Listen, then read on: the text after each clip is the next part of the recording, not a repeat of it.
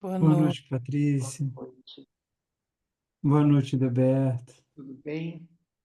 Tudo ótimo. E você? Tudo bem. Boa noite, Amparo, Patrícia também. Como vocês estão? Tudo bem? Marcelo, esqueci domingo. Ai, que raiva que me deu. Não, Eu eu fui lembrar às percebi que 6 da você fez um tarde. protesto por ter sido marcado domingo. Eu anotei isso aqui. Não, não juro. Pensei que bom até. Então você estava assistindo o jogo do Flamengo e Nem Palmeiras, que isso depois eu também. percebi a loucura. A próxima vez eu vou marcar na final da Copa do Mundo. Mas foi realmente esquecimento. Eu vou assistir, ainda não consegui. E se eu puder, eu queria tentar também tirar uma dúvida, se, na hora que der aí. Claro, podemos começar, podemos Tá. começar. E Então, Patrícia, antes de tudo, você está com um crédito imenso comigo, porque no curso do CCE da PUC você tem sido um esteio para mim, então muito pô, sabe que obrigado. eu fiquei pensando que é uma pena, né, ter tão pouca gente. Eu Mas eu acho acho que agora nem se chama mais CCE, né? Se chama SEC agora. Eles estão mudando um monte de coisa e acho, não é uma certeza, uma opinião minha, que os cursos que foram lançados no começo desse semestre sofreram muito. Assim, só para vocês terem uma pequena ideia, na hora que foi fazer o flyer, porque eles mudaram todas as regras, mudaram as coisas todas lá dentro. Aí eu mandei uma foto para o flyer. Ah, não, não pode mais ter foto que não seja de ambiente acadêmico.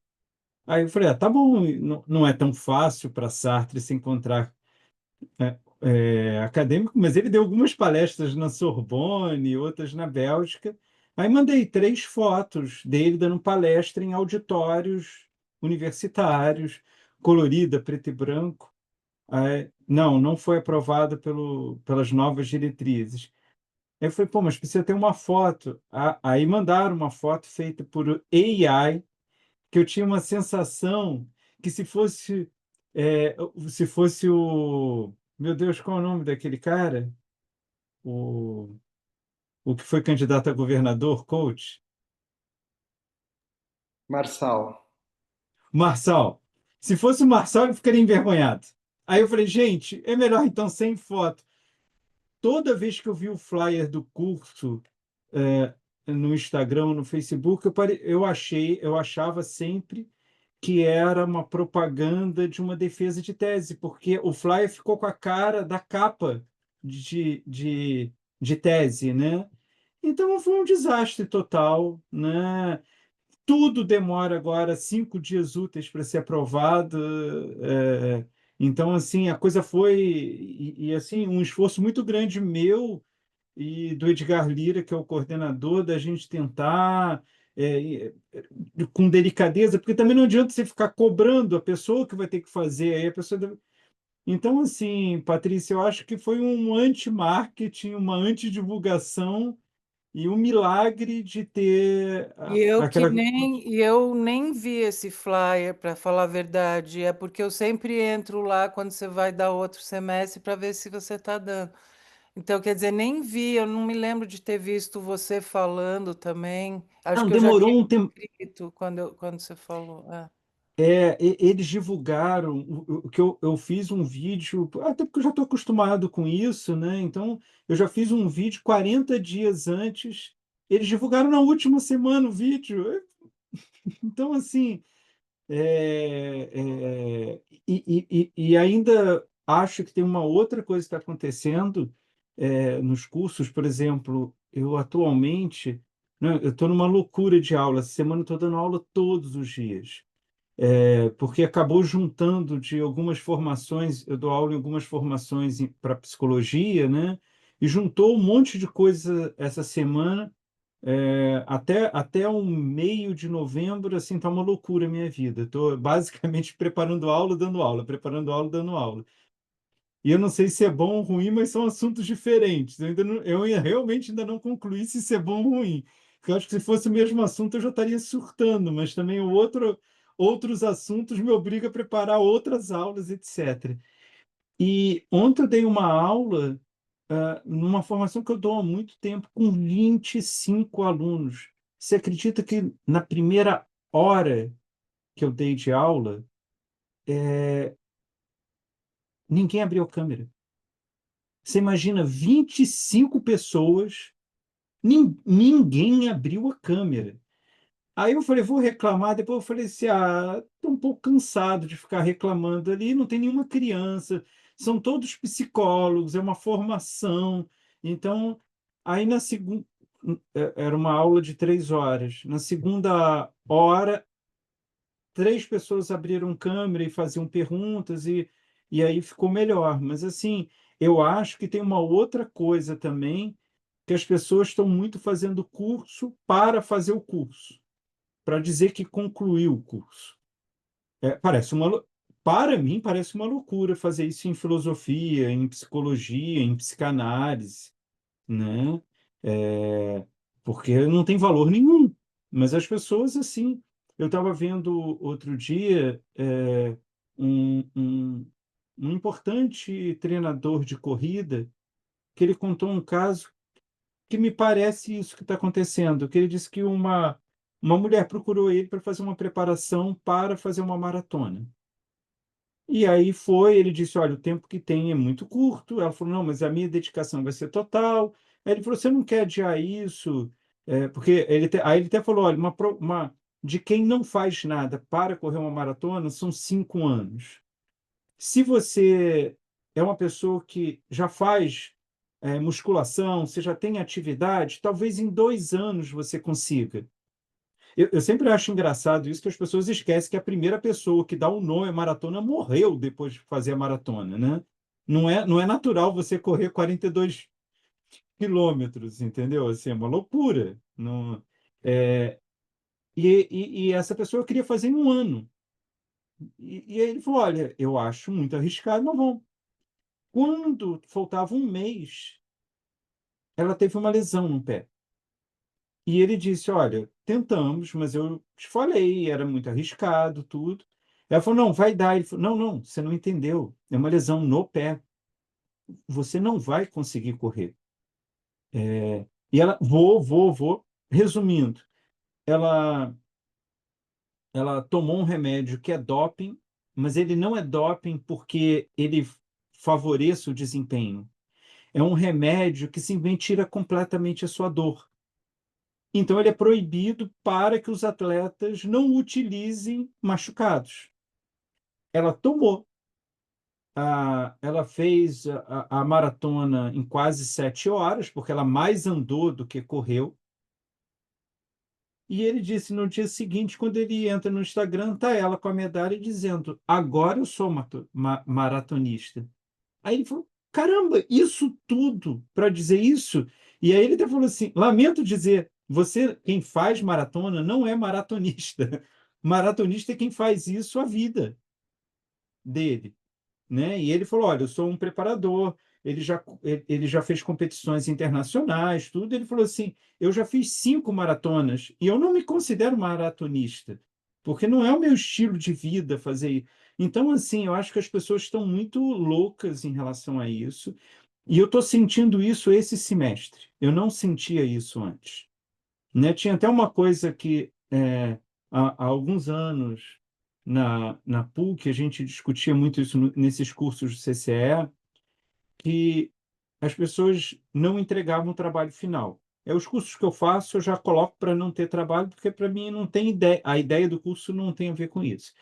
Mas os que são de especialização é obrigatório você ter a monografia final. Uma obrigação do MEC e tudo, não é uma obrigação da PUC. E começou a ter problema porque as pessoas não entregavam. Aí a PUC vinculou a entrega do certificado à entrega da monografia. Para todos os cursos isso funcionou. Para a filosofia, não, porque as pessoas não tinham interesse do certificado, as pessoas tinham interesse de fazer o curso, né? Das discussões, de, de, de serem apresentadas a vários autores, né? De uma quilometragem de leitura guiada em vários textos, tudo. E isso virou um problema, porque o MEC começou a ameaçar retirar eu não sei, licença, a aprovação do curso, e aí começou a criar uma coisa de incentivar tudo.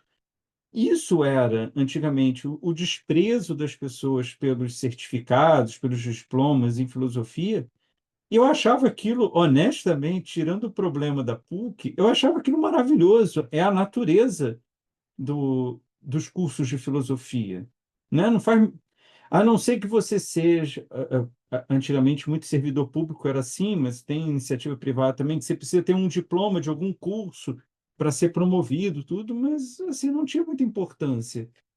Eu acho que agora é um chute, né? Mas está tendo uma inversão. As pessoas querem declarar que fizeram a coisa mesmo sem fazer a coisa, né? Então, não sei. Pode ser uma impressão minha, mas eu acho que isso está cada vez aumentando, entendeu? Já vi também em evento de psicanálise, outro dia um professor muito conhecido avisou, não começo, olha, tinha no dia 78 pessoas no Zoom, não tinha 5 pessoas com câmera aberta. E ele virou e falou, gente, eu não começo minha palestra enquanto todas as câmeras não estiverem abertas. Aí, quando ele falou isso, de 5 foi para 15. Aí ele ficou conversando um pouquinho, disse, gente, estou esperando vocês abrirem as câmeras para... Aí uma pessoa disse que a câmera não estava abrindo, a outra disse que estava se locomovendo. Ele disse, ok, vocês duas, né, você, a câmera não está funcionando, você, quando chegar em casa, pode ligar sem problema. Não tinha nada. Aí ele começou a fazer algo que eu não faria. Mas só para ver a coisa, ele pegou o nome de cada um e falava, sei lá, Patrícia, por favor, abra a câmera, e Delberto, estamos esperando você abrir a câmera para começar, que não sei o quê. Aí você via, eu nunca vi uma aula com tanta gente mal-humorada abrindo a câmera. Mas assim, pensa bem, não tem motivo nenhum para você não abrir a câmera. Porque, assim, a minha casa está uma zona. Pega uma cadeira, coloca em frente a uma parede branca e abre a câmera. Coloca o seu celular num apoiador, não tem, pega o laptop, coloca no colo. Áudio eu entendo. Às vezes a casa é movimentada, tem muita gente, tem criança, tem vizinho, tem. Câmera não tem motivo, né? Eu já passei por situação da pessoa com câmera fechada. Fala, não estou abrindo câmera não, porque eu estou tendo que fazer outra coisa. Não com minha aula, porque como que a pessoa tem a cara de pau de falar isso, entendeu? Então, assim, posso estar errado, Patrícia, mas eu acho que a gente está indo para um caminho perigoso. Mas pode ser também só uma coincidência, Eu né? fiquei pensando se não, sabe, as pessoas não querem mais fazer online, mas acho que não. Mas eu fico com dó, porque sua aula é incrível. Até o pessoal que está aqui, eu falo, nossa, como eles deviam estar aqui para ouvir isso. Porque a aula é Mas, muito legal e daí dá pena, sabe? De que tem. mas, por exemplo, você vê o Adriano, que também está participando, está super interessado, lendo, Sim, trazendo sim. É, questões, né? mas é Então, uma pena. Eu pensei isso, que falei, nossa, tipo. mas eu não sei te dizer, porque assim, Mas eu eu não achei sei que te era que dizer. ter uma estafa de online, sabe? Olha, outro dia a gente fez um evento lá no Corpo Freudiano, que foi presencial. A quantidade de reclamação de não. Porque a formação é toda online no Corpo Freudiano, e os eventos presenciais são híbridos. Quem está no Rio pode ir na sede lá na Glória, quem quiser faz online, né? Eu estou voltando amanhã para o Rio. Essas semanas que eu passei aqui em Guarapari, eu fiquei assistindo online. Quando eu estou no Rio, eu vou lá. Aí teve um evento que foi só presencial. A quantidade de reclamação. Então, não me parece ser isso, né? Você conhece a Carol, a Carolina Mendes Campos, né? Querida amiga, grande psicóloga. Ela fez um curso ano passado, é, que era um curso de teoria clínica, mas ela trazia um caso e cada pessoa trazia um caso. E aí ela falou assim: vou fazer o teste e não gravar, porque talvez essa coisa de gravar faça a pessoa não ir, porque tem a ideia que pode ver, e etc. Eu acho diferente, por exemplo, do nosso curso. Assim, até pelos encontros que a gente vem fazendo, você vê que as pessoas só não podem estar aqui, gostariam de estar aqui às quartas à noite, mas estão acompanhando, fazendo as anotações, trazendo as discussões. Aí ela aproveitou. Eram 5 encontros. Ela pegou um mês que tinha 5 segundas-feiras e pegou as 5 segundas-feiras, um mês, à noite, quase que eu não conseguiu fechar. E a quantidade de gente, se tivesse gravação, eu faria. Se tivesse. Então, Patrícia, não me parece que seja isso. Eu acho assim, para facilitar, o melhor é que seja presencial e online ao mesmo tempo, quando é possível isso, com gravação. Mas isso não torna o curso melhor, porque não é isso que está impedindo, né? Eu não sei, mas que eu acho que tem alguma coisa Nesse caso, mudando. pelo que você falou, talvez seja falta de divulgação mesmo, porque eu não vi e eu procuro. Então, sabe? Então, imagina quem você vai pegar assim, É. de repente, mas Não, e tem gente ali, por exemplo, que está fazendo o curso, que é do departamento de psicologia, ou seja, também não foi divulgação pelas redes sociais, foi pelo departamento, né? Porque como tem um cunho de filosofia e psicologia, né? Então, assim, eu até a semana anterior eu achei que não ia ter o curso, né? Porque, assim, é que na última semana teve aquele número mínimo, tudo, né? E aí até o Edgar me deixou livre para cancelar o curso, né? Porque, no fundo, além de tudo, tem impacto financeiro, porque é porque reduz a hora-aula, etc. Mas eu achei que, assim, para quem já tinha se matriculado, o Edgar foi super cuidadoso de tentar resolver os problemas. Mas para o semestre que vem eu já decidi que fazendo, pelo menos começar a fazer 3 meses antes, porque tá muito difícil, assim. Eu acho, eu já estou começando a ver alguns flyers com imagem. Então eu estou achando assim que estão tentando mudar isso, né? Mas vamos ver o que vai dar. Eu estava achando essa discussão tão interessante, porque eu fiquei pensando nesses comportamentos, né?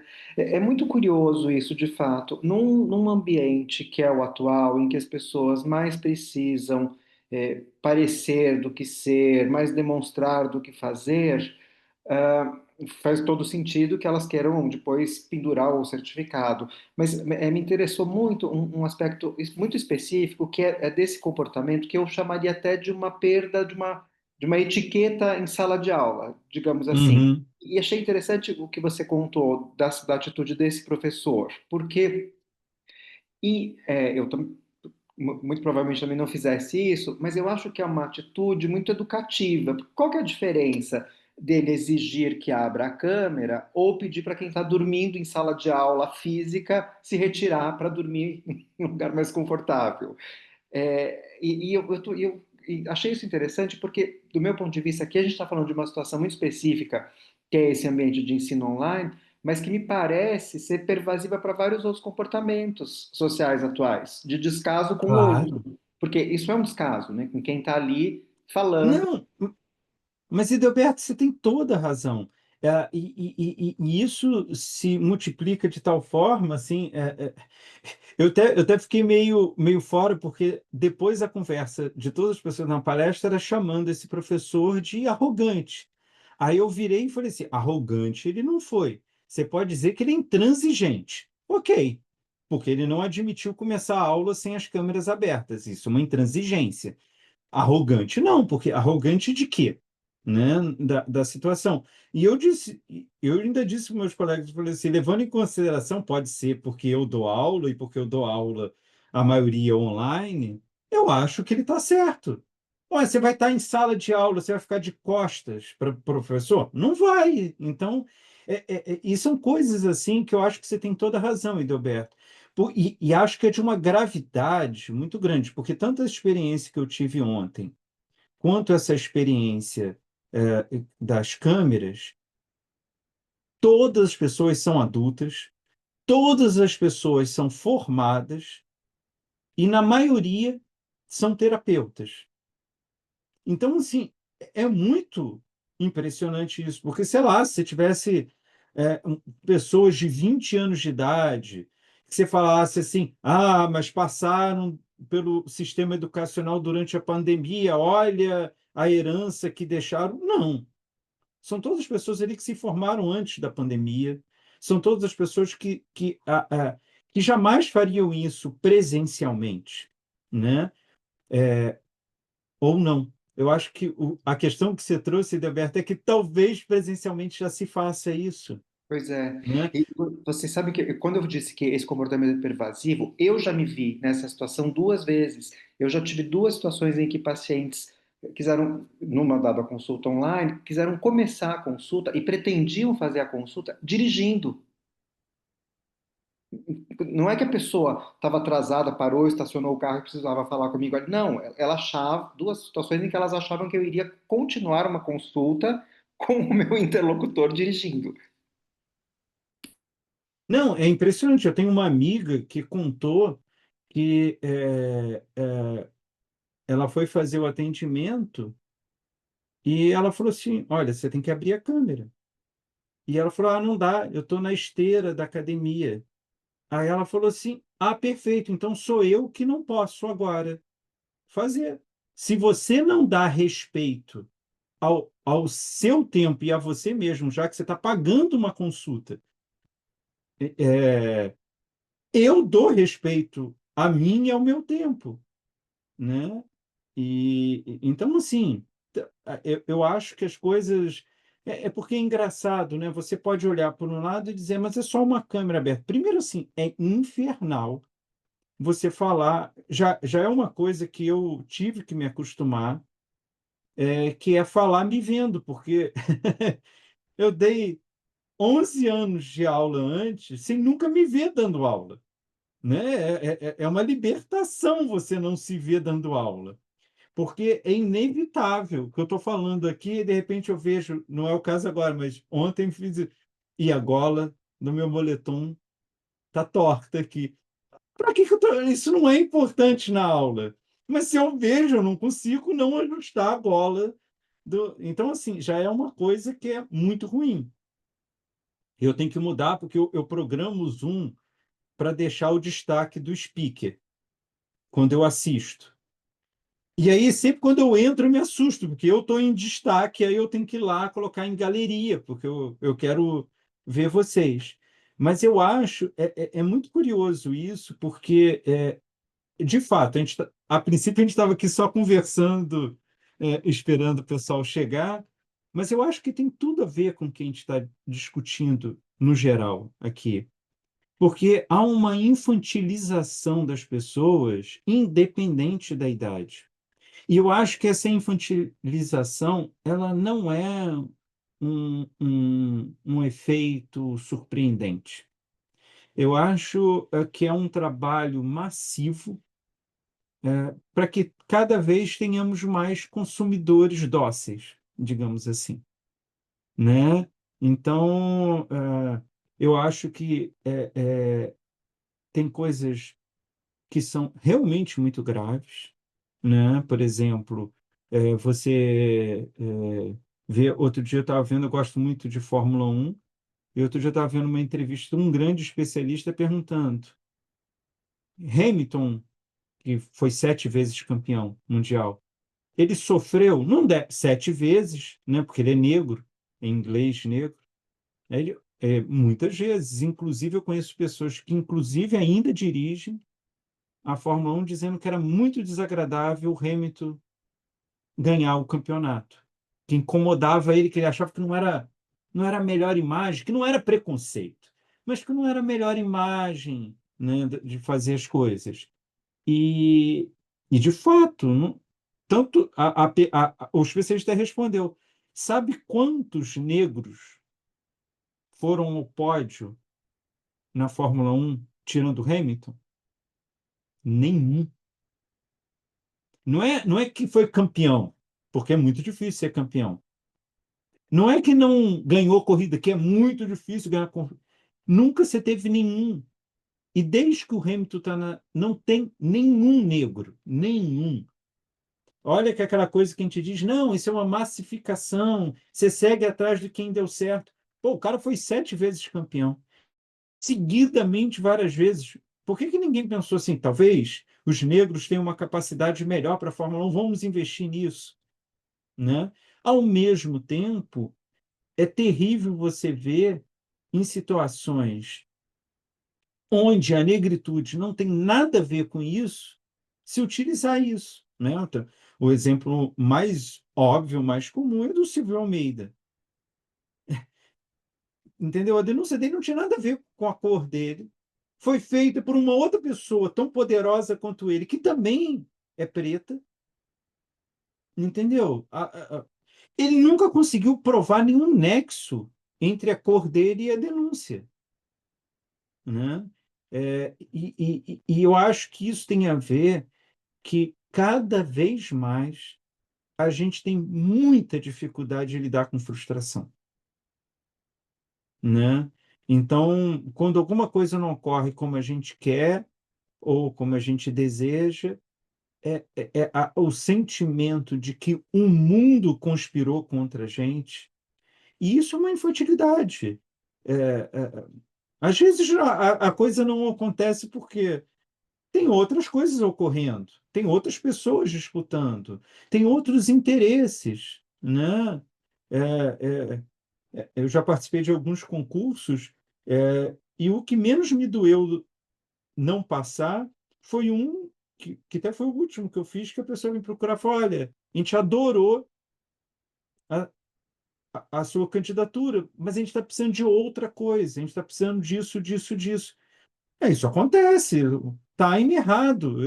Eu estou querendo uma coisa, o departamento está querendo outra, né? Eu sou uma coisa, o meu trabalho é uma coisa, e às vezes as injustiças que ocorrem também é da vida, você vai fazer o quê? Né? E eu acho que isso está nos levando, e acho que isso assim, isso vai chegando ao ponto de uma situação que eu acho, por exemplo, que eu já não faço mais. É em congresso discordar de alguém. Eu não discordo, porque a pessoa fica ofendida, ela não me responde, porque ela só está irritada, e eu ganho uma inimizade. Sei que eu não fiz nada, eu não disse nem que a pessoa está errada, eu só disse que não concordo, que eu penso de outro jeito, né? É, e assim, a raiva de alguma pessoa chegar e falar assim: eu não leio esse texto por essa vertente, por causa disso, disso, disso, disso. A outra pessoa sai dali achando que ela foi humilhada. Ora, só discordou, né? Assim, é inacreditável isso. E isso tem um impacto, porque quantas vezes eu fui, discordaram de mim, me questionaram.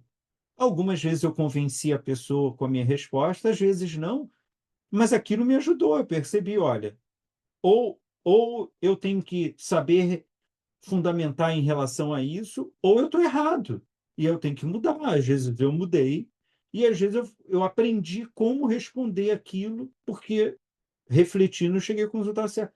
Como que as pessoas estão confundindo? Eu acho que eu já contei isso para vocês num outro curso, que é muito impressionante. Eu tenho uma tia que é uma pediatra muito renomada e uma pessoa muito famosa de internet foi levar a filha para consultar. Ela fez o tratamento, ela disse, olha, tudo parece que está resolvido o problema, mas a gente tem que fazer uma nova bateria de exames de sangue. Com isso, porque ela precisava de um laudo para dizer que a filha estava, não sei se era para uma viagem, para alguma coisa assim, eu não prestei muita atenção nesse detalhe quando ela contou. E ela virou e falou assim: não, não vou fazer o exame. Aí minha tia falou: será que eu não expliquei direito? Será? E a minha tia é uma pessoa muito delicada, assim, ela tem muita habilidade social. E, e ela falou assim, não, não vou fazer, porque a minha filha não quer espetar o braço dela de novo. Aí eu perguntei para minha tia qual era a idade. Ela falou 4 anos. E ela virou e falou assim, então eu não vou te dar o atestado.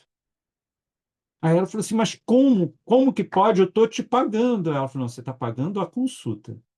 O atestado você não está pagando. E ela foi embora, ela não sabe se algum médico aceitou receber a consulta para dar o laudo, ou se num outro médico ela acabou cedendo a, a, a, a situação de contrariar o desejo da filha dela de 4 anos, que não queria levar uma agulhada no braço. Que mundo é esse? Entendeu? Assim, não só o mundo vai se tornar pior, mas essas pessoas vão sofrer terrivelmente, né? E isso vai gerar um sofrimento atroz. E aí fica muito difícil de você constituir qualquer discussão política, política no sentido não partidária, mas de compreensão de mundo, porque e são pequenas bobagens, sabe? Hoje eu fui pegar comida para mim e para Karina. A gente foi num lugar aqui que a gente pegou uma quentinha para trazer para comer em casa. E antes de mim tem uma parte de churrasco. O restaurante estava vazio. O cara na minha frente ele foi tirando a capa de todas as carnes. E eu do lado dele olhando, eu falei, não acredito. Assim, o prato dele saiu com uma montanha no negócio. Assim, tipo, não pode deixar uma. Tem uma pessoa que está vindo depois, que está ali do lado. E acho que se eu reclamasse, eu falei, meu amigo, tô aqui. É um restaurante que serve a todos. Era capaz dele dizer, ué, chega antes da próxima vez, sei lá, alguma coisa assim, né? Porque, então, assim, é, eu acho. É engraçado que tem um pouco a ver do que eu quero falar hoje, do, do. Se vocês até me permitem, eu queria aproveitar, porque eu acho que é um gancho para o que a gente está discutindo. O caminho para a gente chegar à discussão da minoridade, da maioridade e da autonomia passa ainda por um pequeno e imenso problema. É que, através da atualidade que a gente vem discutindo exaustivamente até agora, o Foucault ainda vê mais uma coisa. Através da noção de atualidade da Aufklärung, o Foucault percebe ali um deslocamento do poder. O poder não se exerce mais como se exercia antes. E isso é a despeito do Kant, né? Ele lê isso através do Kant, mas não é que o Kant está defendendo isso especificamente, né? É mais o que o Kant abre. E era isso que eu queria falar um pouco para vocês, porque é claro que a gente podia ir diretamente para discutir a questão da minoridade e da maioridade, mas se a gente entender esse deslocamento do poder, a gente entende por que o Foucault vai dar tanta importância à questão da autonomia, que não vai ser uma deliberação. O problema não é a deliberação, o problema é o espaço público, né? A autonomia para ele é comungar um mesmo espaço, né? A autonomia não tem a ver com deliberação. Marcelo, não esquece que eu queria tirar uma dúvida, tá? Eu não sei se Começa com você. depois. Não, Não, não Patrícia, sei, começa, por talvez favor. atrapalhe. Não, pode deixar que não atrapalha. Pode ficar Tá, então eu tranquilo. vou tentar, porque depois eu não sei se vai dar para encaixar, porque daí vai sair totalmente fora. Com Até certeza. vou plagiar um pouco a Márcia e com um exemplo meio pedestre, tá? Não é um, mas eu fiquei pensando nisso que eu A estava gente tem pensando. que dar uma medalha específica para Márcia É por causa ótimo. disso. Eu já peguei para mim e tá muito bom. Não, que eu andei pensando no príncipe Harry e na Meghan Markle, né? Que eles Uhum. saíram daquele, não quiseram ficar naquele espaço onde eles tinham que fazer as coisas, foram para os Estados Unidos, né? E começaram a entrar nessa rede hollywoodiana de dar entrevistas, de ir para shows de fashion, não sei o quê, e começaram a fazer essa. Agora eles têm que viver para pagar o que eles precisam para ter uma casa enorme, e tal. Daí eu pensei, seria tão mais fácil eles assumirem que vão baixar o nível de vida, vende a casa grande, vai morar numa casinha e vive uma vida simples, né? Daí eu pensei, teria a ver com o que o Foucault fala, esses locais de poder e mais agora onde eles estão agora, de ter que fazer esse circuito hollywoodiano para sobreviver, porque eu fiquei pensando como um artista também você tem que estar dentro de do poderzinho do artista, talvez em qualquer nível, assim, o Hildeberto pode falar se também na área dele e tal, sabe? Que deve ter também. Mas assim, você tem que fazer meio um meio de campo, que nem você fala, eu tenho que escrever não sei quanto, eu tenho que formar simpósios, tenho que fazer um monte de coisa para estar dentro do. Isso tem a ver com se você faz uma escolha fora disso ou dentro disso. Tem a ver com cuidado de si, assim, não sei. É, Tá eu vendo? Eu acho acho que que eu tirei totalmente não, não, do não, não, não, sério. não, não tirou, não. Não tirou, não. É, é porque eu acho que a sua questão tem muitas questões dentro dela.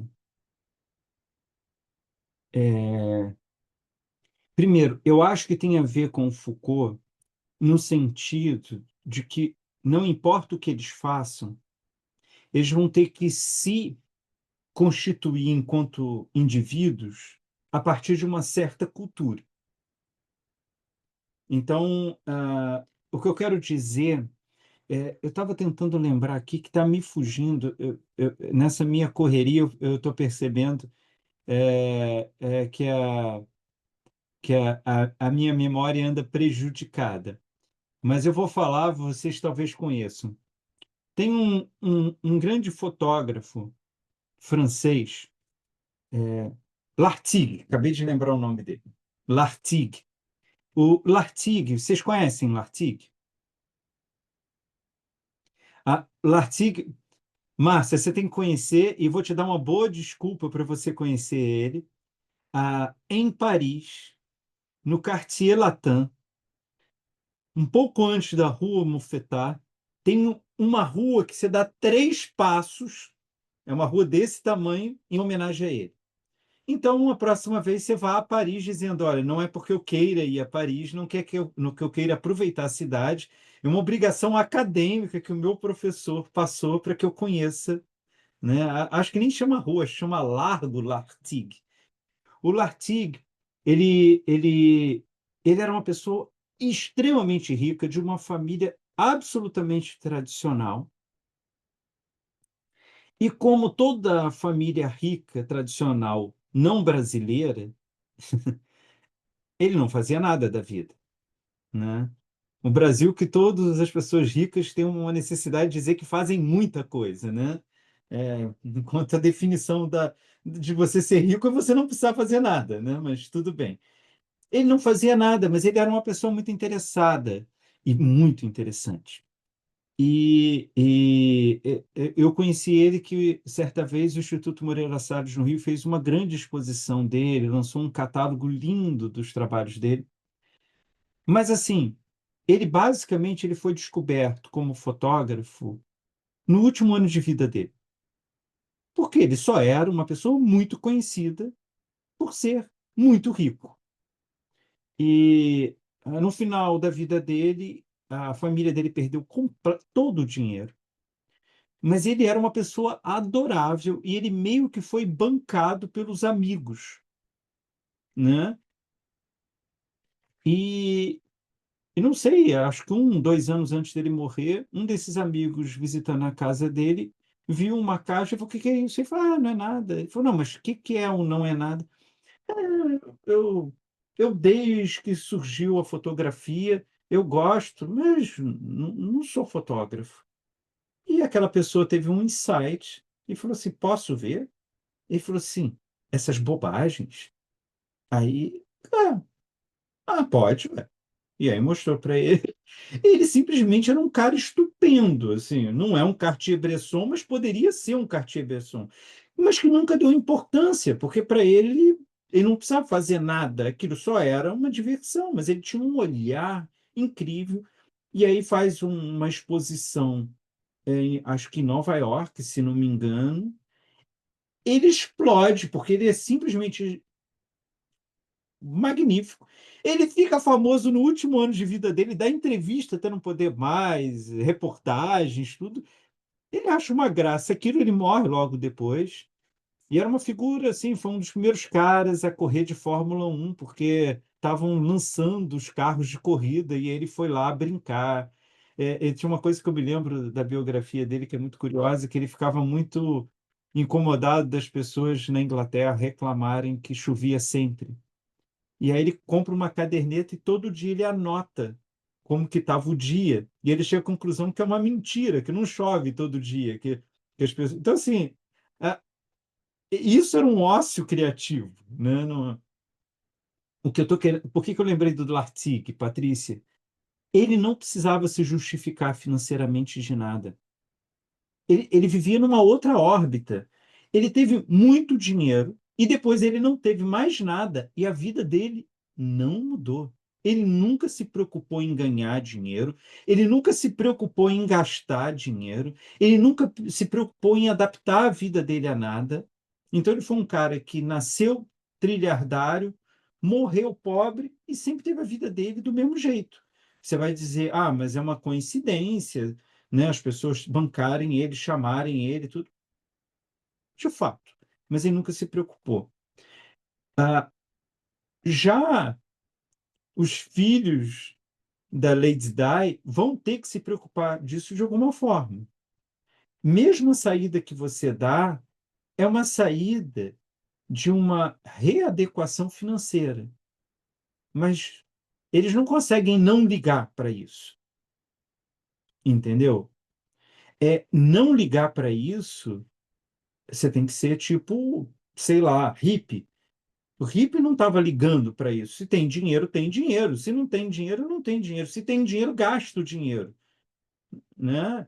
É, a gente sabe pelo filme, mas pelas entrevistas, tudo do Ney Matogrosso, que quando ele não gostou dos Secos e Molhados, o que estava acontecendo, ele falou: vou embora. E o pessoal: você não vai perder esse dinheiro. E ele dizia: eu estou pouco me lixando para o dinheiro.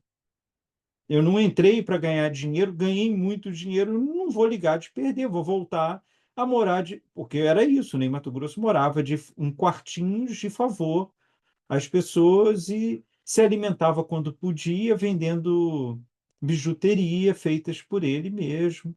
Não dava importância à voz dele, né? Assim, é um acaso ele ter sido um cantor. Depois ele se descobriu como cantor, mas inclusive, incomodava ele Secos e Molhados porque ele estava fazendo teatro. Então, ele falou: vai me atrapalhar fazer teatro. Eu, que devem existir pessoas ainda assim, devem existir. Mas elas são absolutamente marginais, periféricas, né? Outro dia eu vi o Marcelo, meu Deus, eu ia falar,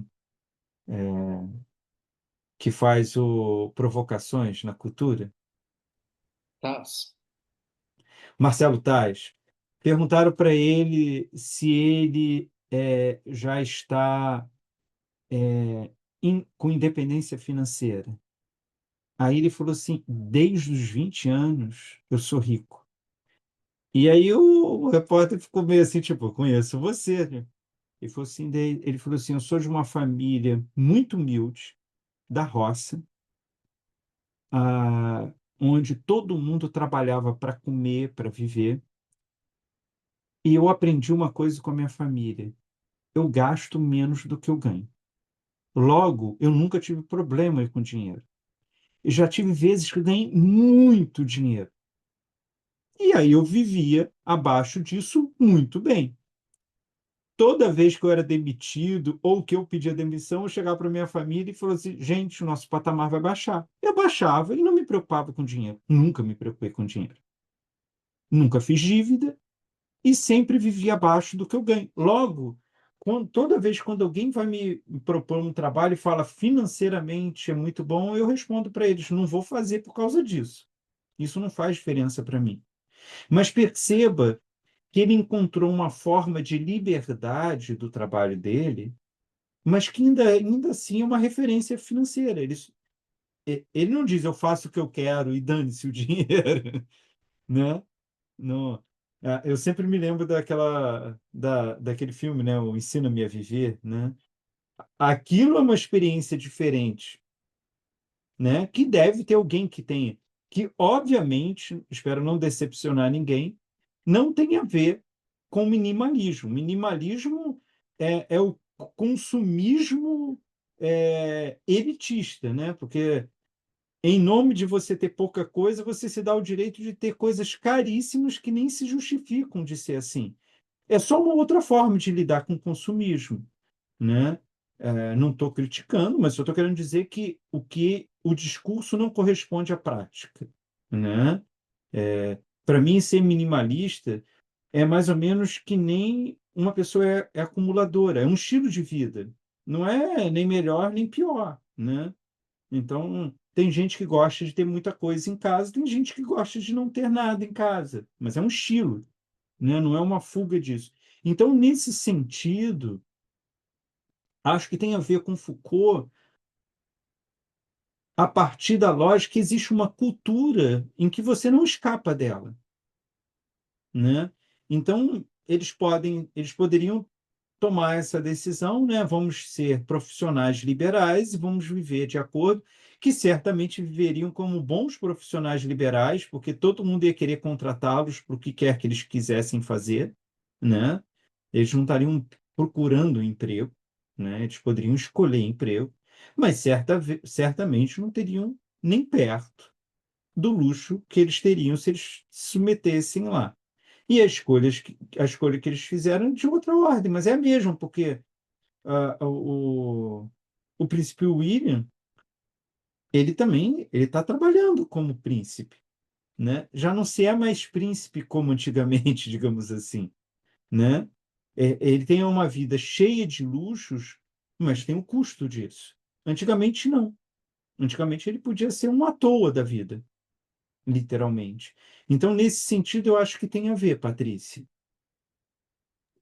É que talvez eu não estou entendendo o cuidado de si hoje. Tudo bem, o Foucault fala do cuidado de si como era, tal, mas tem como uma Tem, aplicação hoje? tem. O cuidado de si, você pode dizer que é uma expressão de cuidado de si quando eles olham e falam o preço a ser pago continuando na família real, para mim, é insuportável. Porque não há lógica que justifique eles deixarem a família real. Eles vão ter que trabalhar mais, eles vão ter mais dificuldade de ganhar dinheiro, a vida vai ser mais difícil para eles. É uma escolha que não tem a ver com a eficácia, tem a ver com o tipo de pessoa que eu quero ser. O cuidado de si é essa preocupação com a transformação de si em primeiro lugar. Depois vem tudo, vem dinheiro, vem trabalho, Mas vem. parece que eles não estão fazendo isso. Acho que é aí que eu peguei esse exemplo, porque parece que eles estão vendendo a alma agora para manter um nível de vida esquisito. Sei lá. Então, eu não sei te dizer, porque assim, pode ser que seja isso, e aí eles, digamos assim, eles tomaram uma atitude um tanto quanto infantil, né? Me lembro de uma história de um amigo que contava que nos anos 70 à época ele namorava a primeira mulher dele, e o irmão teve uma briga com o pai, era momento hippie contra a cultura, e ele disse: Eu não preciso de nada. E que ele simplesmente pegou a carteira de identidade dele, rasgou, tirou a roupa e nu saiu de casa. Uma semana depois ele estava em casa sem falar com ninguém, pediu uma segunda via, voltou à vida dele, durou uma semana, o roupante, né? Então, assim, isso acontece, né?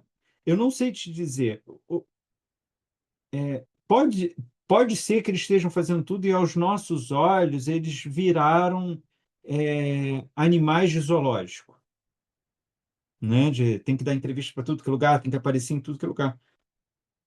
Mas pode ser que para eles aquela vida esteja fazendo sentido. Não sei te dizer. Se eles, se eles estiverem reclamando disso, certamente eles não sustentaram, porque eles poderiam fazer isso que você falou. Se o objetivo deles é cuidar deles, eles poderiam. Não, vamos baixar a, o nosso custo e talvez a gente não precise tudo disso. E poderiam ser tipo, agora vamos fazer outra coisa. Vamos, sabe quem eu acho? Mas eu só acho, tá? Não, não é uma tese minha, é só uma hipótese. Sabe quem eu acho que exercita o cuidado de si? A Tamara Klink, filha do Amir Klink. Ela diz, não faz menor sentido ninguém reformar um barco velho e atravessar o oceano. Mas eu faço isso. Não tem razão nenhuma para alguém pegar um barco, preparar, ir para a Antártida e encalhar de propósito e passar 9 meses encalhados lá, sozinho, onde nem animal tem, e melhor que não tenha, porque o animal que tiver ali não vai ser bom. É, mas ela disse: é o jeito que eu encontrei de me encontrar. Eu não acho que ninguém deva fazer isso, mas eu faço isso por mim. E o jeito que eu encontrei é escrever livros sobre isso, mas eu adoro escrever, é tirar fotos, mas eu adoro fazer isso, fazer pequenos vídeos para a internet. São muito divertidos para mim. Veja, o cuidado de si não é não ter trabalho, é o contrário, é o trabalho estar a serviço da transformação do sujeito. Então, me parece, porque ela não diz que todo mundo deveria pegar o barco e atravessar, como várias pessoas que têm escolhas fora do padrão tentam justificar, né? Tentam dizer, olha, eu acho que todo mundo deveria correr uma maratona. Eu acho que todo mundo deveria ter 5% de gordura no corpo só. Ou qualquer outra coisa. Eu acho que todo mundo deveria escalar o Everest, porque isso mudou minha vida, mudaria. Sabe aquelas coisas? É, eu tive um professor em direito que ele dizia: não dá para levar a sério coach. Porque o cara acha que só porque ele é o melhor açougueiro do mundo, ele pode usar a lógica para ser um bom açougueiro para a pessoa ser feliz. Qual é o sentido de uma coisa e da outra?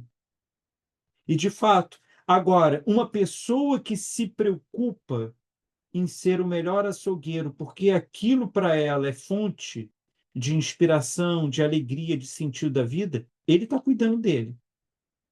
Mas ele só pode contar da experiência dele. Ele não pode querer achar que isso é uma fórmula, porque aí ele já sai do cuidado, entendeu? Uma fórmula que é para todo mundo seguir. Mas daí ele só pode saber se ele é um bom açougueiro, se ele se lança a ser açougueiro. E o que eu Claro. sinto, assim, para a gente, no nosso tempo, como você falou, esse negócio de infantilidade, Parece que a gente é arrastado para tudo e a gente não consegue ter um pensamento, sei lá, a gente só é arrastado. E daí a gente quer o Também melhor, acho. eu quero o melhor para mim e que se dane o resto, porque eu já tô nesse, sei lá onde é que eu tô, nem penso, eu não me lanço nas coisas que têm a ver comigo. Eu sou lançada no que está aí, sei lá. Não Não há a sei. menor dúvida disso. Eu acho que é isso. Acho que até que tem uma parte disso, Patrícia, que eu quero falar amanhã lá na aula sobre uma fé, que eu terminei de preparar a aula hoje, de amanhã. E eu acho que tem uma coisa curiosa, porque assim, você só descobre o prazer de ser açougueiro sendo açougueiro. Como o Lartigue descobriu o prazer da fotografia fotografando. Nada disso depende de reconhecimento internacional. Nada disso depende, entendeu? Por uma diferença de 2 anos, o Lartigue teria morrido sem saber que as pessoas acham ele um grande fotógrafo. E qual a diferença que fez para ele? De fotografar nenhuma, porque quando ele foi descoberto como um grande fotógrafo, ele não fotografava mais.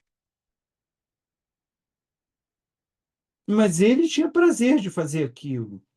Ele fazia aquilo cuidando daquilo. Ele não tirava foto de qualquer jeito. Ele se preocupava com aquilo. Assim, eu acho que tem uma coisa que as coisas estão, que você tem toda a razão, as coisas estão perdendo uma dimensão humana. O que eu estou querendo dizer com isso? A quantidade de pessoas que já me aconselharam com toda boa intenção de eu parar de dar cursos de filosofia desse jeito, porque tem um outro jeito de dar curso de filosofia que, que vai produzir mais efeito, que vai angariar turmas muito maiores e que estudar outros autores e outros temas porque estão em moda. E para mim nunca fez sentido, eu nunca me irritei com isso, nunca me irritei mesmo. Eu escuto a pessoa, eu pondero, pode ser que ela esteja falando de alguma coisa que faça sentido para mim. Então eu nunca me senti desrespeitar, nada disso, nada disso. Mas assim, como eu estava falando no comecinho da aula, eu estou num período de grande exaustão, né? Escrevi muitos artigos até setembro e estou tendo muitas aulas para dar de outubro e novembro. Tô doido para o dezembro chegar para diminuir o ritmo e acalmar. E estou me preocupando em encontrar períodos que eu consiga minimamente descansar para ter energia para continuar. Mas por que eu faço tudo isso? Eu faço tudo isso, a primeira coisa é por um interesse completamente pessoal. São coisas que eu preciso pensar para entender a minha vida. São coisas que têm a ver com algo que, sem isso, eu não entendo o tempo que eu estou inserido, eu não entendo as minhas atitudes, e isso, conforme eu fui fazer a formação em psicanálise e hoje sou psicanalista, isso para mim foi um desdobramento dessa questão, né? De entender também as coisas que eu sou e que eu faço, que elas não são capturadas pela lógica, pela argumentação puramente racional, essas coisas. Mas tem um segundo motivo. O segundo motivo é que há um prazer em mim de compartilhar, né? Da aula que eu estava falando que ninguém estava abrindo a câmera, tudo, teve uma pessoa que escreveu algo que eu estava bem angustiado durante a aula, que eu falei assim, meu Deus, porque é muito difícil dar aula assim. E eu não estava nem preocupado se a aula estava boa ou não, eu estava preocupado assim, tipo, eu tenho que manter o gás para dar aula até o final, porque você vai desanimando, né? Assim, de ficar só se olhando na câmera. E acho que eu consegui manter o pique de uma aula normal. E no final uma pessoa escreveu dizendo, professor, adorei a sua aula. A gente tem tido aulas muito boas na formação, mas todas muito teóricas. você é o primeiro que construiu uma ponte entre teoria e clínica. E para mim foi muito bom. Pode ter sido a única que gostou da aula, mas para mim isso é uma recompensa que eu valorizo, né? É, então tem uma dimensão que tem a ver com o meu interesse, com a minha necessidade, mas também tem a dimensão de querer ser ouvido, de ter uma felicidade de tocar outras pessoas e de ter a necessidade de ter um retorno das pessoas, né? Para mim, isso tem a ver com uma forma de me colocar no mundo, essas duas questões. Eu seria incapaz de fazer isso que eu faço se eu estivesse estudando outros autores que não me interessam.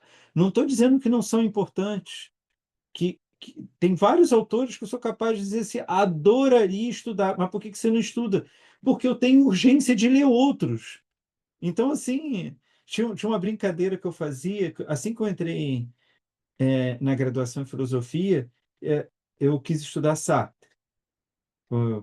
Para quem me acompanha há mais tempo já sabe por quê, porque era o autor que a minha mãe lia quando adolescente, e para mim, eu tinha interesse em estudar a filosofia do escritor de literatura que eu conhecia. Eu não conhecia nada da filosofia do Sartre. Bom, me apaixonei por Sartre, falei, vou fazer monografia, mas o mestrado eu vou estudar Merleau-Ponty. Eu achei que eu gosto do Merleau-Ponty, achei que o Merleau-Ponty seria algo que não é tão diferente do Sartre, então eu poderia aproveitar os meus estudos sobre fenomenologia, sobre Hegel, etc. Mas eu estudaria outra coisa. Aí cheguei no final da minha graduação e falei, mas tem uma questão ainda que é a literatura do Sartre que eu quero estudar. Então eu vou estudar no mestrado isso. Eu vou estudar As Moscas, a peça de teatro do Sartre. Eu falei, não, mas doutorado eu faço sobre o Merleau-Ponty. Aí cheguei no final do mestrado, uma questão, a questão da ética no seriado se colocou para mim como uma questão fundamental. Eu falei, pô, vou ter que adiar, não vai ser agora.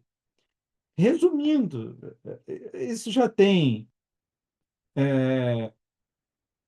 10, 20 anos e eu não estudo Merleau-Ponty. Eu leio o Merleau-Ponty, mas eu falo assim, ele nunca é o autor. Aí você fala o que que te impede, porque sou eu que decido. Sempre foi, mesmo na PUC. Eu sempre pude escolher sobre o que que eu ia dar aula. Eu, por que que eu não leio o Merleau-Ponty? Por que que eu não dou um curso de Merleau-Ponty? Eu paro tudo. Porque sempre tem alguma coisa que é mais urgente para me ler e eu vou adiando, vou adiando. Eu já nem falo mais. Tem um amigo que me conhece desde a graduação que eu falo, e aí? Chegou no Merleau-Ponty? Não, não cheguei ainda no Merleau-Ponty, ainda estou perdido ali. Entre Sartre e Merleau-Ponty, eu estou há 15 anos entre Sartre e Merleau-Ponty, eu não chego ao Merleau-Ponty. Eu acho que isso é um respeito a si próprio, né? Já teve gente que falou, olha, se você resolver estudar isso, estudar mesmo, para ser um especialista, dedicar décadas, talvez você consiga tal lugar em tal lugar, mas não vai rolar para mim. Porque aí eu vou fazer mecanicamente. E assim, Patrícia, eu acho que isso vale para qualquer área. Mas o que eu conheço de pessoas que eu conheci geniais em filosofia, e depois de 15 anos, essas pessoas entram em departamentos e elas não são sombra mais do que eram antes. Mas assim, eu só não te falo, pode ser que um dia a gente bebendo junto eu te conte o nome das pessoas. Mas assim, eu conheço várias, porque deixam de fazer o que queriam ou querem mudar o que fazem, estudar outros autores, outras áreas, mas já são conhecidas e não querem pagar o preço, né? Porque isso acontece. Você muda de área, você já não é mais conhecido, ninguém te chama para nada, você tem que recomeçar. E não querem, porque já tem fama, já tem reconhecimento acadêmico, etc. Mas as pessoas vão murchando. Os textos já não têm mais brilho. O que elas falam já não é mais relevante. entendeu? Mas assim, em filosofia se percebe isso muito claramente, porque a interpretação ela é muito decisiva na filosofia. E interpretação é uma coisa que eu brinco, mas é verdade, você só interpreta com um certo grau de felicidade. Se você tiver deprimido, você não consegue, você consegue ler, você consegue resumir o texto, porque é uma questão mecânica de se fazer. Mas de você interpretar, de você encontrar um ponto ali, mas eu acho que isso vale para a vida de todos. Só que em filosofia isso é muito evidente. Outro lugar que é muito evidente isso é em arte, né? É muito fácil você descobrir. O Sartre brincava, quando ele ganhou o prêmio Nobel de Literatura que ele recusou, e em defesa do Sartre, quando ele soube do boato que ele ia ganhar, ele escreveu uma carta ao comitê do Nobel pedindo que não indicasse ele como vencedor de literatura, porque ele respeitava o prêmio, mas ele não iria aceitar. E o presidente, do comitê estava de férias e o seu secretário guardou junto com outras correspondências, ele voltou, anunciou o nome, o Sartre recusou. Quer dizer, poderia ter, e o que eu quero dizer assim, eu acho que é um gesto muito nobre do Sartre, né? Porque é muito melhor você ganhar e recusar do que ninguém saber se você ia ganhar ou não, porque você mandou uma carta de recusa antes, né? O Sartre dizia que ele não aceitava por dois motivos. Um é que ele achava que ninguém merecia nenhuma condecoração na vida. Que todo mundo estava batalhando a sua vida e ninguém era melhor do que ninguém. Então, por que que você vai dar um título, né? Então, esse é o primeiro o motivo. E é o mais sério, daria para a gente discorrer sobre isso muito, que isso tem muito a ver com a compreensão do Sartre de engajamento, de responsabilidade, da dimensão pública, etc. O segundo era uma piada dele, mas que ele falava sério. Ele disse que nunca conheceu nenhum prêmio Nobel de literatura que não morresse esteticamente a partir do dia que ganhava o Nobel. Ele disse: não existe nenhum Nobel de literatura que tenha escrito um livro bom depois que ganhou. Porque depois que ele ganha, tudo que ele escreve, ele tem que escrever do jeito que ele escreveu antes. Porque ele é um Nobel. Ele recebe muito bem para fazer isso. E, e é isso. Não quer pagar o custo, porque se você escreve alguma coisa muito diferente, você perde o seu prestígio, né? Então, o Sartre diz isso. O segundo motivo que eu não quero ganhar é que eu não quero parar de escrever. Eu não quero que a minha escrita perca a vitalidade. E é curioso, porque é uma piada que o Sartre fazia, mas se você for perceber, ela faz um certo sentido. Porque, assim, é inevitável que você tem muito a perder se você tentar uma coisa muito diferente. Né? Não é tentar uma coisa diferente para tentar surfar uma onda. Não, é fazer uma outra experiência de linguagem, no caso de literatura. Agora, se você não tem prêmio nenhum, você não tem nada a perder.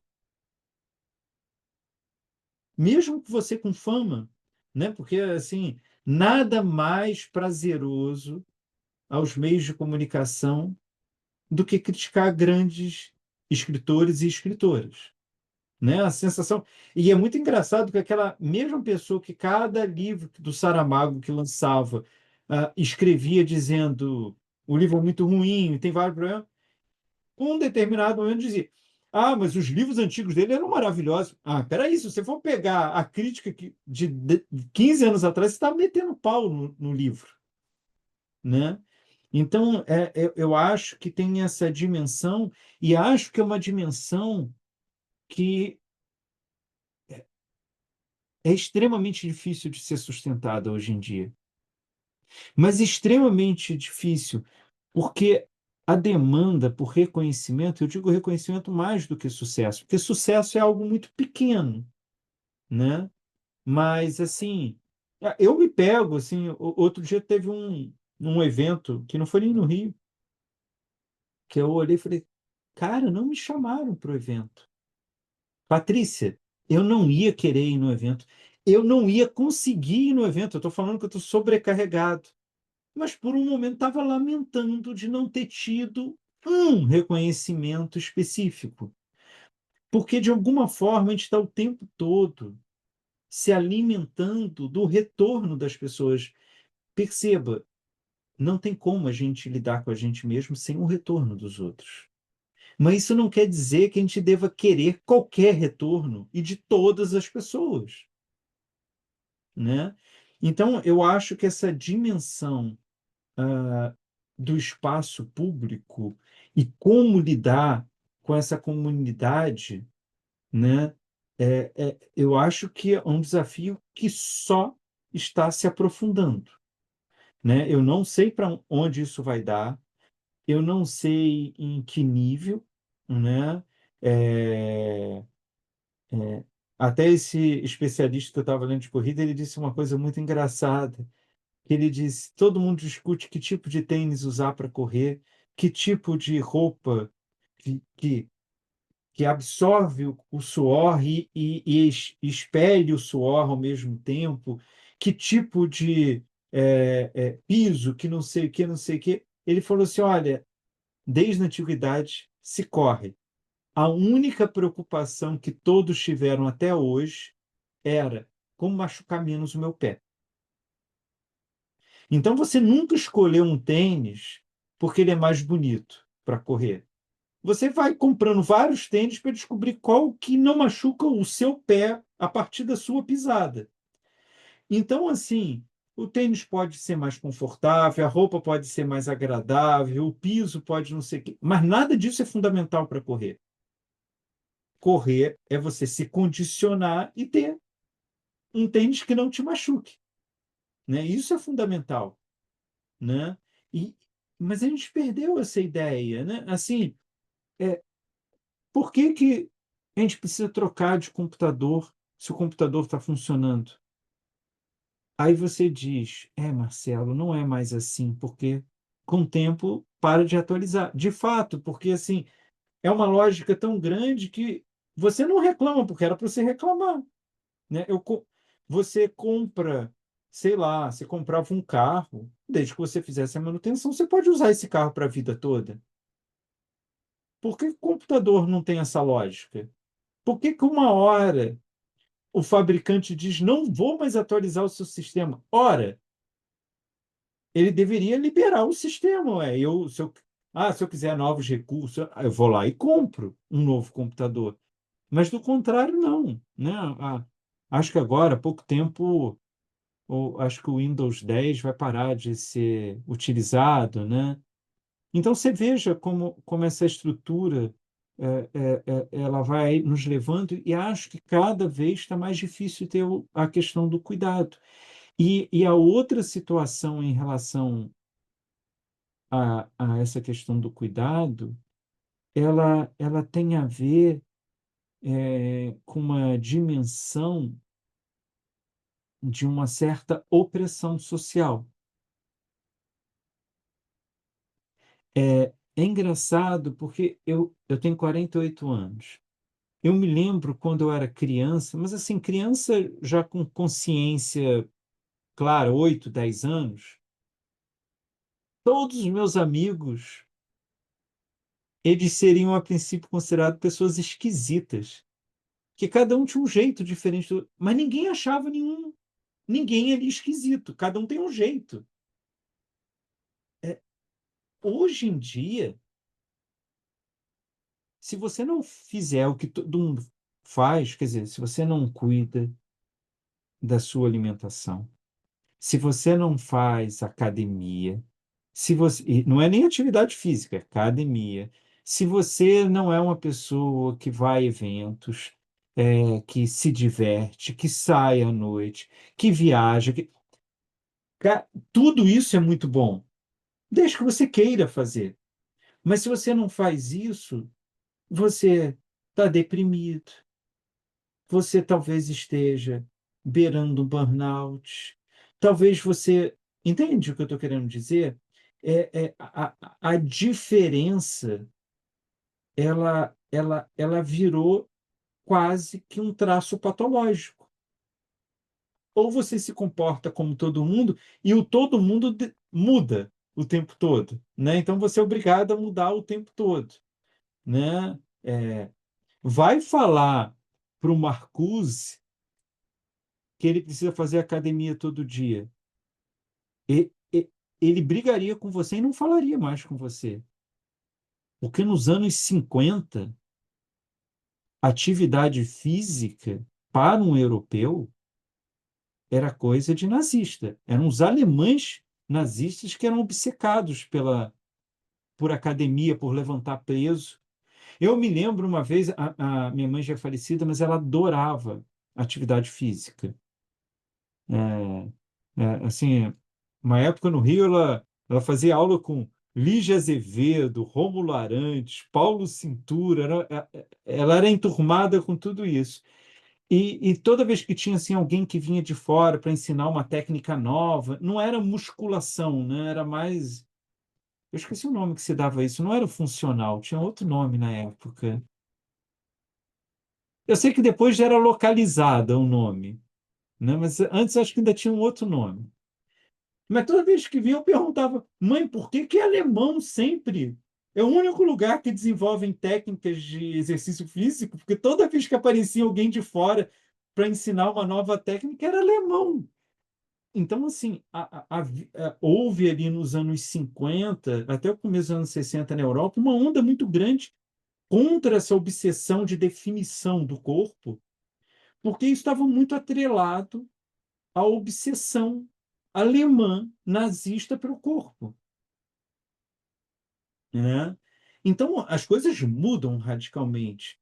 Agora, você ser de um jeito ou de outro, assim, eu honestamente, as pessoas que eu gosto, que eu considero que são amigos mesmo, não são pessoas parecidas comigo. Claro, eu acho que tem valores parecidos, porque senão fica difícil, né, de você lidar.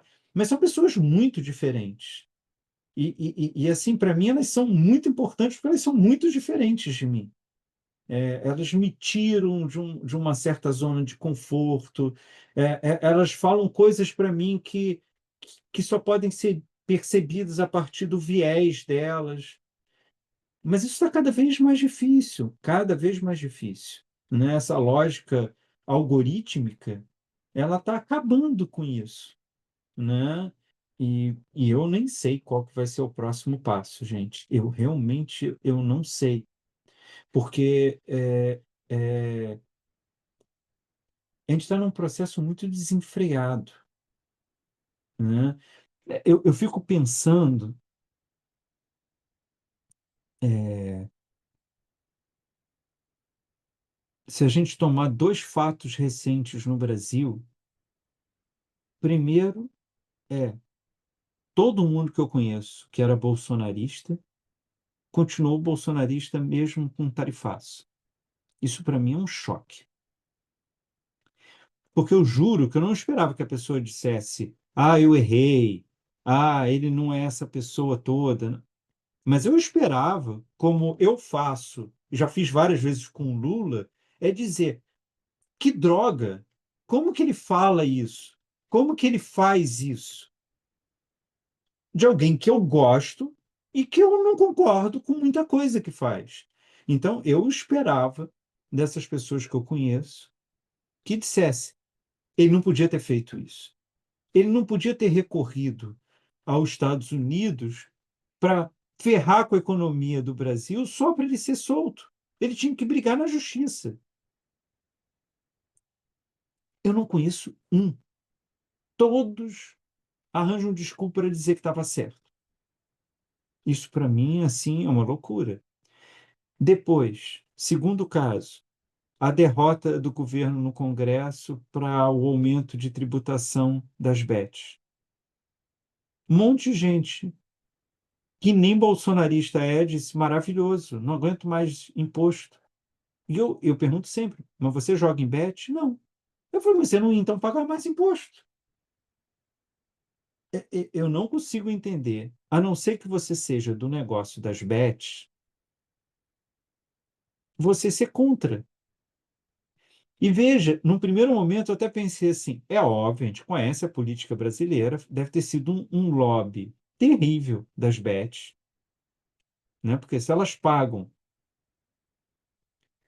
outro dia eu contei para vocês aqui, acho que eu contei, que uma dessas cantoras sertanejas recebeu uma oferta de 50 milhões para simplesmente fornecer uma foto dela para colocar o nome de uma bet.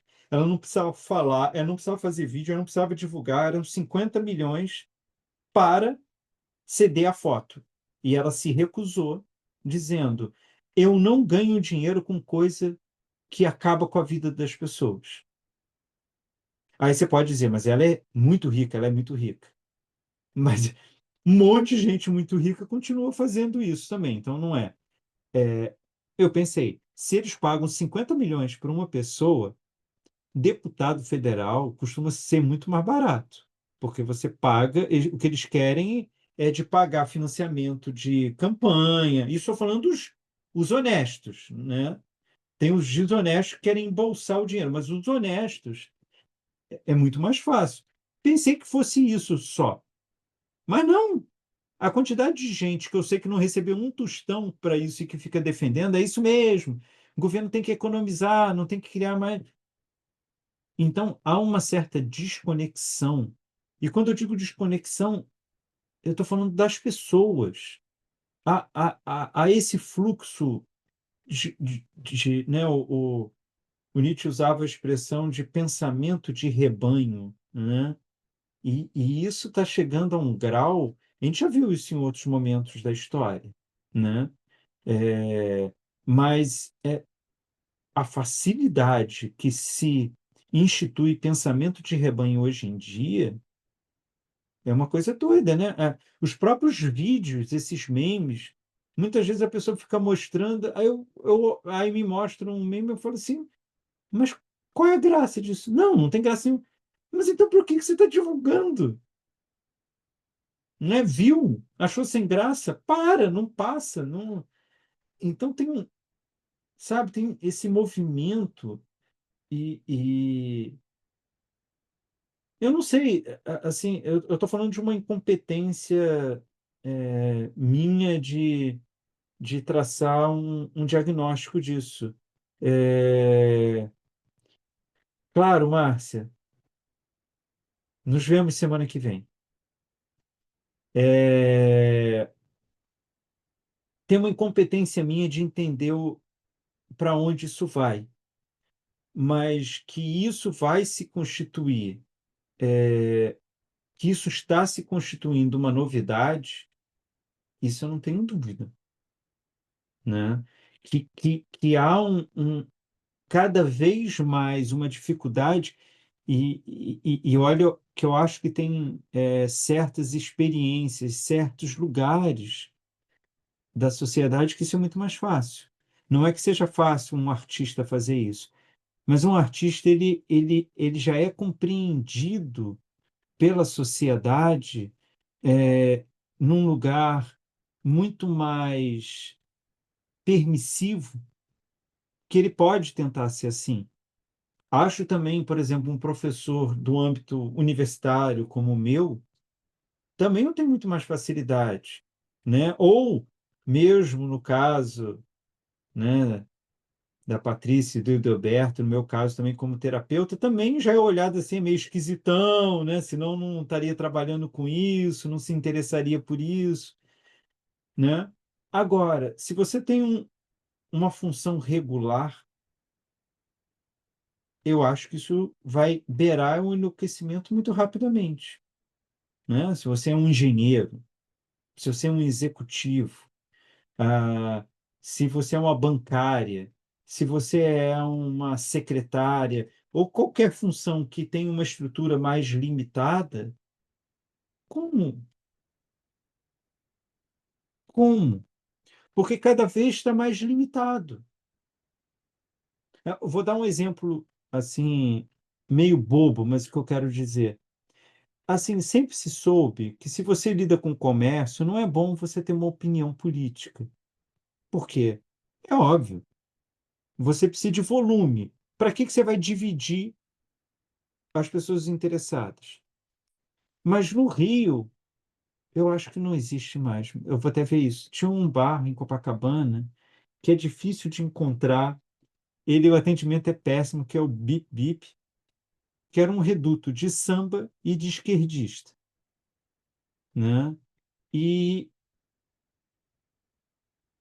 e assim, se você falasse qualquer coisa de Bolsonaro, se você falasse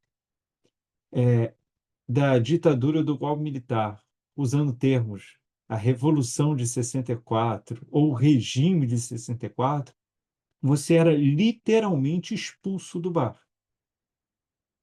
E era um bar engraçado, porque ele não tinha caixa. Ah, você, quando você chegava para o dono e falava, queria uma cerveja, aí ele falou, você está cego? Ali, tá lá, pega lá. E depois você dizia o quanto você consumiu. Comida, de vez em quando ele pegava uma tábua, cortava uns queijos, cozinhava uns ovos, deixava ali, quem quisesse pegar, falava depois. E foi assim a vida inteira. E era um reduto de um samba maravilhoso, e um reduto de esquerda. Eu me pergunto, será que seria viável hoje em dia? Eu acho que não, mesmo de esquerda ou de direita. Por quê? Porque eu acho que seria uma tentação para a pessoa para atuar no nicho.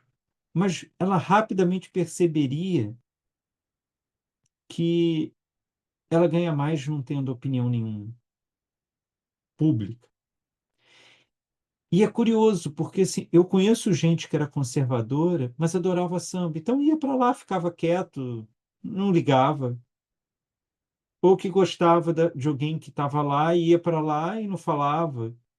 Por que isso? Né? Assim, a não ser que a pessoa defenda assassinar alguém, ou que acha que você tem direito de usar uma pessoa, as ideias políticas elas podem ser discutidas.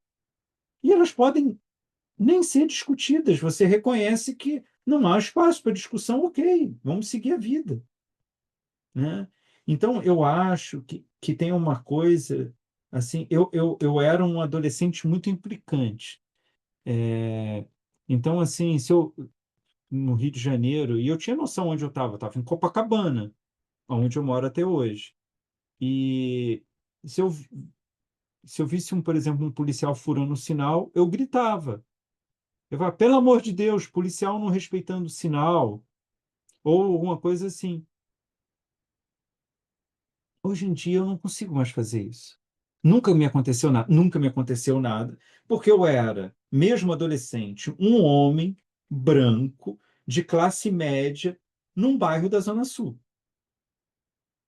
Eu me lembro que uma das últimas manifestações que eu fui, imediatamente antes da pandemia, foi na Casa Rui Barbosa, que o Bolsonaro tinha colocado uma roteirista da Record como presidente da Casa Rui Barbosa, e que ia transformar aquilo, a Casa Rui Barbosa, que é um centro de estudo super tradicional no Rio, basicamente numa casa de entretenimento. E aí eu fui numa manifestação lá, me lembro, e a gente fechou a rua. E a polícia veio e começou a colocar sirene alta, dizer que ia prender todo mundo, que ia jogar o carro. Ninguém se mexeu dali. Mas todo mundo estava em Botafogo. Tinha ali juízes, artistas globais, professores universitários. Não havia a menor possibilidade de um policial jogar o carro em cima da gente, ou de sair dando porrada com cacetete ou atirando. Então, assim, eu sabia dos benefícios para fazer o que eu fazia, mas o que é curioso é que eu não faço mais, mesmo com esses benefícios. De alguma forma, houve uma desconexão que eu não tenho a menor confiança que eu não serei agredido. Uma menor confiança disso. Hoje em dia, a última vez que eu me meti nisso é que eu vi uma criança, o pai querendo bater na criança, e eu comecei a. O que é isso? O que é isso? Mas juro para vocês, pronto para correr se o cara viesse para cima de mim, que ele era 2 vezes o meu tamanho. E o cara parou e tudo, mas assim, eu acho que é um pouco disso. E acho que é curioso, Patrícia, que essa sua questão, ela tem tudo a ver com o que a gente estava já discutindo aqui antes, né? E acho que são questões absolutamente pertinentes com o que a gente está estudando. Só que é como se a gente se retirasse da discussão teórica e viesse com um problema real. Mas é isso.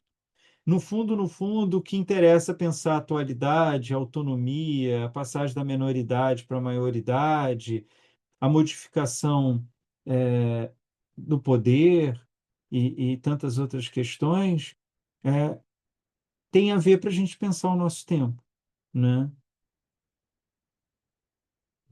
Mas é isso. Obrigada, Marcelo. Nossa, uma aula incrível. Eu, Obrigada.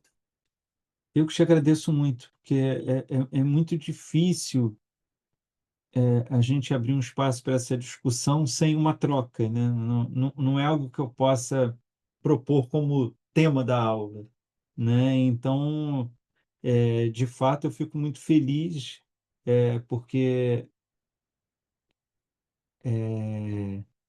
eu posso mudar de autores e autoras, eu posso mudar de temas, de áreas, mas no fundo, para mim é sempre uma preocupação de partilhar e de dividir com vocês e ao mesmo tempo aprender com vocês sobre os desafios do nosso tempo mesmo. É isso que justifica a gente estar junto aqui e da gente se encontrar, da gente ler, da gente discutir, da gente retornar, né? Então eu que agradeço muito. Gente, vamos ficar por aqui hoje. Na aula que vem, então, eu vou discutir essa questão do poder, que eu acho que isso vai ganhar um outro sentido a partir, do que a gente discutiu hoje. E, Patrícia, amanhã a gente vai discutir um pouco mais do que você trouxe, que eu acho que tem a ver.